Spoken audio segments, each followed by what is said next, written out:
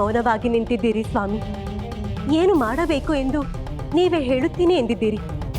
ಈಗ ಪರಿಸ್ಥಿತಿ ಕೈಮೀರಿ ನಡೆಯುತ್ತಿದೆ. ಏನಾದರೂ ಮಾತನಾಡಿ ನಮಗೆ ಮಾರ್ಗದರ್ಶನವನ್ನು ನೀಡಿ ಸ್ವಾಮಿ.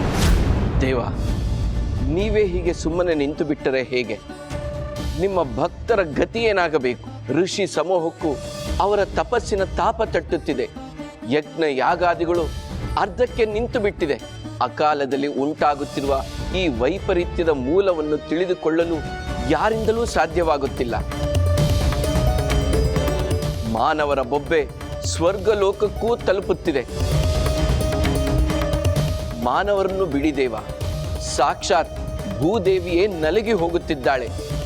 ಇದನ್ನು ಇಲ್ಲಿಯೇ ತಡೆಯದಿದ್ದರೆ ಇಡೀ ಭೂಮಂಡಲವೇ ಸರ್ವನಾಶವಾಗುತ್ತದೆ. ಇದಕ್ಕೆ ಉತ್ತರವನ್ನು ಈಗ ಪಾರ್ವತಿಯೇ ಹೇಳಬೇಕು ನಾರದ.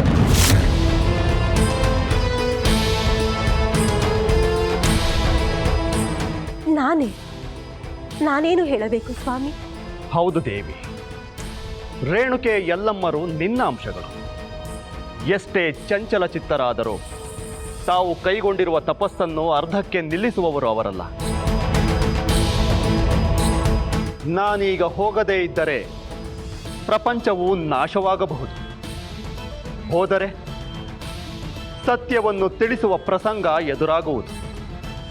ಈಗ ಇವೆರಡರಲ್ಲಿ ಒಂದನ್ನು ಆಯ್ಕೆ ಮಾಡಿಕೊಳ್ಳುವುದು ನನಗೆ ಅನಿವಾರ್ಯವಾಗಿದೆ.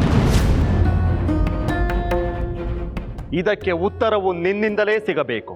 ಇವೆರಡರಲ್ಲಿ ಯಾವುದು ಉತ್ತಮವೆಂದು ನೀನೇ ಆಯ್ಕೆ ಮಾಡು ದೇವಿ. ಹೀಗೆ ಹೇಳಬೇಡಿ ಸ್ವಾಮಿ. ನೀವು ಹೇಳಿದ ಎರಡೂ ಆಯ್ಕೆಗಳು ಅಪಾಯವನ್ನೇ ತಂದೊಡ್ಡುತ್ತದೆ.